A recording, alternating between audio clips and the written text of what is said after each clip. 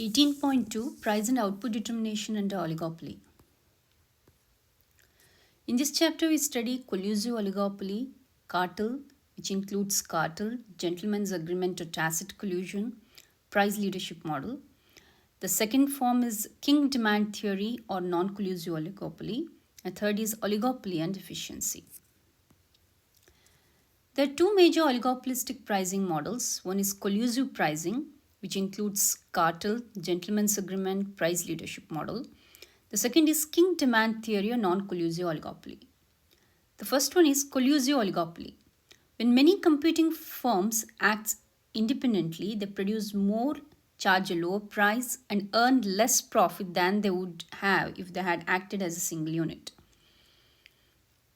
If these firms get together or collude to cut production and increase price, that is, if firms can agree not to price compete, they will have a bigger total profit pie to carve. With this, the possibility of price wars diminishes and profits are maximized. Sellers engage in collusion when they cooperate to raise their joint profits. The most comprehensive form of collusion is a cartel, a group of producers that typically creates a formal written agreement specifying how much each member will produce and charge. Output must be controlled. The market must be divided up in order to maintain the agreed upon price. The collusion is overt or open to view. The world's most famous cartel is the Organization of Petroleum Exporting Countries, OPEC. As early as 1970, the OPEC cartel began to cut petroleum production. Its decision in this matter led to a 400% increase in the price of crude oil on world markets during 1973 and 1974. Although OPEC controls a smaller portion of world production today, OPEC production restrictions were an important factor during a substantial increase in world oil prices in more recent times. As its name indicates, OPEC is actually a cartel made up of governments rather than firms. There's a reason for this. Cartels among firms are illegal in the United States and many other jurisdictions. Collusion occurs when price and quantity fixing agreements are explicit. Gentleman's agreement occurs when firms end up fixing price without a specific agreement. And when such agreements are implicit, when firms reach a verbal or tacit agreement with rivals about price in a social setting like the golf course, cocktail parties, through phone calls, or trade association meetings, is also called tacit collusion. When oligopoly industry becomes a cartel.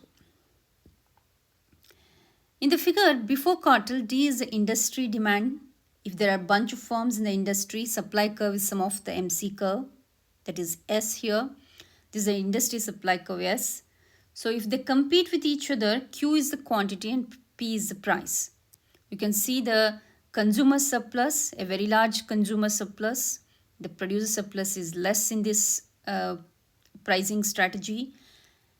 And OC is the opportunity cost. When these firms decides to collude, let's see what happens. If oligopolist firms face identical or highly similar demand and cost conditions, they may collude to limit their joint output and to set a single common price. Thus, each firm acts as if it were a pure monopolist, setting output at QO and charging price PO. This price and output combination maximizes each oligopolist profit, that is shaded area in the figure, and thus the combined or joint profit of the colluding firms. Obstacles to cartels. Product must be inelastic. Demand for the cartel's product must be inelastic. If many substitutes are readily available, the cartel's price increases may become self-defeating as buyers switch to substitutes. Demand and cost differences. Differences in cost and demand mean that the profit maximizing price will differ among firms. This is particularly the case in industries where products are differentiated and change frequently. Even with highly standardized products, firms usually have somewhat different market shares and operate with differing degrees of productive efficiency. Therefore, no single firm price will be readily acceptable to all, thus acts as obstacles to collusion. Number of firms. The larger the number of firms, the more difficult it is to create a cartel or some other forms of price collusion. Agreements on price by 3 or 4 producers that control the entire market may be relatively easy to accomplish. But such agreements is more difficult to achieve where there are, say, 10 firms, each with roughly 10% of the market, or where the big three have 70% of the market, while a competitive fringe of 8 or 10 smaller firms battles for the remainder. Cheating. Collusive oligopolists attempted to engage in secret price cutting to increase sales and profit. The difficulty with each such cheating is that buyers who are paying a high price for a product may become aware of the lower price sales and demand similar treatment. Or buyers receiving a price concession from one producer may use the concession as a wedge to get even larger price concession from a rival producer. Buyers attempt to play producers against one another may precipitate price wars among the producers. Although secret price concessions are potentially profitable, they threaten collusive oligopolies over time. Recession. Long lasting recession usually serves as an enemy of collusion because slumping markets increase average total cost, firms find they have substantial excess production capacity, sales are down, unit costs are up, and profits are being squeezed.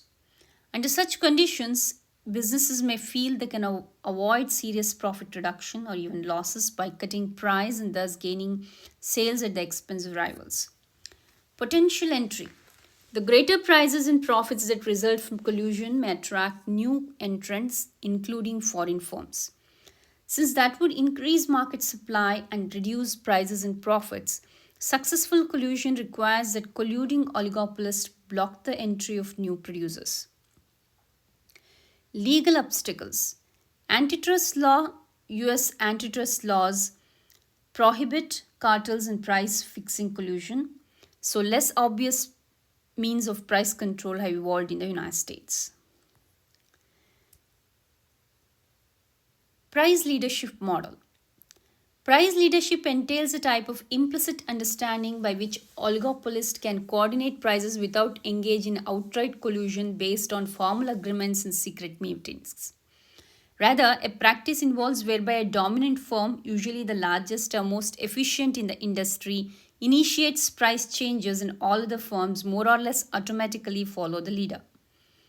Many industries, including farm machinery, cement, copper, newsprint, glass containers, steel, beer, fertilizer, cigarettes, and tin, are practicing or have in the recent past practiced price leadership. Infrequent price changes. Because price changes always carry the risk that rivals will not follow the lead, price adjustments are made only infrequently. The price leader does not respond to minuscule day-to-day changes in cost and demand. Prices changed only when cost and demand conditions have been altered significantly and on an industry-wide basis as a result of, for example, industry-wide wage increases, an increase in excise taxes, or an increase in the price of some basic inputs such as energy. Communications. The price leader often communicates impending price adjustments to the industry through speeches by major executives, trade publication interviews, or press releases. By publicizing the need to raise prices, the price leader seeks agreement among its competitors regarding the actual increase. Limit pricing. New firms that are relatively inefficient because of their small size might survive and grow if the industry sets price very high. So, in order to discourage new competitors and to maintain the current oligopolistic structure of the industry, the price leader may keep price below the short-run profit maximizing level. The strategy of establishing a price that blocks the entry of new firms is called limit pricing. Price leadership in oligopoly occasionally breaks down, at least temporarily, and sometimes result in a price war. Kinked demand theory or non-collusive oligopoly. The Kinked demand curve explains why firms in an oligopoly resist changes to price. This model assumes that firms believe that rivals will follow if they cut prices, not if they raise prices. This Kinked demand curve model assumes that the elasticity of demand in response to an increase in price is different from the elasticity of demand in response to a price cut. The result is a kink in the demand for a single firm's product. Consider a firm in an oligopoly that wants to change its price. How will the other firms react? There are two possibilities. They can either match the price changes or ignore them. But what the other firms will actually do will probably depend on the direction of the price change. If one firm raises its price, the others probably will not follow, since that will allow them to take market share from the price changer. This makes the demand curve more elastic, since as a firm raises its price, then many of its customers will buy from the other firms, lowering the revenue of the high-priced firm. If the firm lowers its price, then the other firms would surely follow to prevent any loss of market share. This part of the demand curve is much more inelastic since all the firms are acting in concert. This results in a kink in the demand curve. This creates a kink in the demand curve where the change in demand goes from very elastic at higher prices to inelastic at lower prices. This is shown in the figure. So you can see in the figure, the P1 is the product price of the oligopoly. If the firm raises its price to P3 on the D1 demand curve, but the others do not match the increase, then revenue will decline in spite of the price increase. The firm will lose the customers significantly. You can see the quantity has decreased from Q1 to Q3 for the price changing firm. If the firm lowers its price to P2 or D2, then the others firm will match the decrease to avoid losing market share. There is no significant increase in the revenue of the firm by lowering the price. Because there is a kink in the demand curve, since the marginal revenue curve depends on prices, the marginal revenue curve is also kinked. At lower prices, the marginal revenue curve drops downward, creating a gap that is MR1 minus MR2. You can see here in the picture.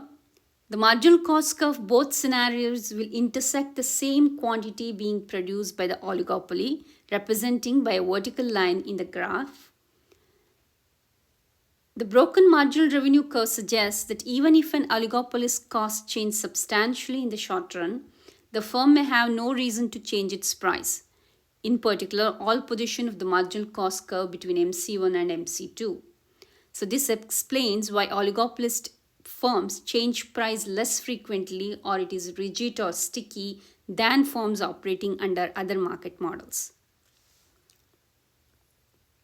This analysis explains why prices are generally stable in non-collusive oligopolistic industries. There are both demand and cost reasons. On the demand side, the Kinked demand curve gives each oligopolist reason to believe that any change in price will be for the worse. If it raises its price, many of its customers will desert it. If it lowers its price, its sales at best will increase very modestly since rivals will match the lower price. On the cost side, the broken marginal revenue curve suggests that even if the oligopolistic costs change substantially, the firm may have no reason to change its price. Criticism of the model. The Kinked demand analysis has two shortcomings. First, it does not explain how the going price gets to be at PO in the first place. It only helps explain why oligopolies tend to stick with an existing price. The Kinked demand curve explains price inflexibility but not price itself. Second, when the macroeconomy is unstable, oligopoly prices are not as rigid as the Kinked demand theory implies.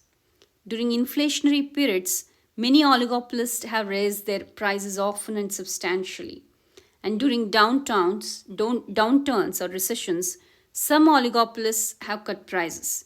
In some instances, these price reductions have set off a price war, successive and continuous rounds of price cuts by rivals as they attempt to maintain their market shares. Oligopoly and efficiency.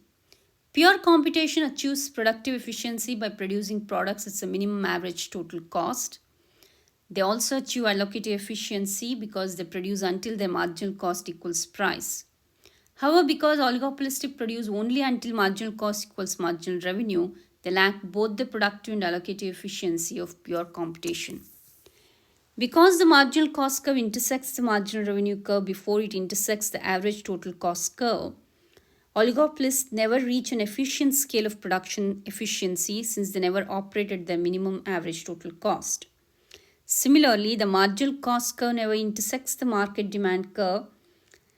Therefore, oligopolists produce less product than what the market desires, so oligopolists lack allocative efficiency.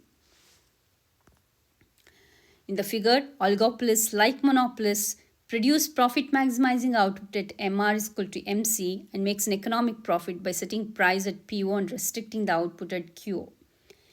In that case, the oligopolist production occurs where price exceeds marginal cost and average total cost. Moreover, production is below the output at which average total cost is minimized.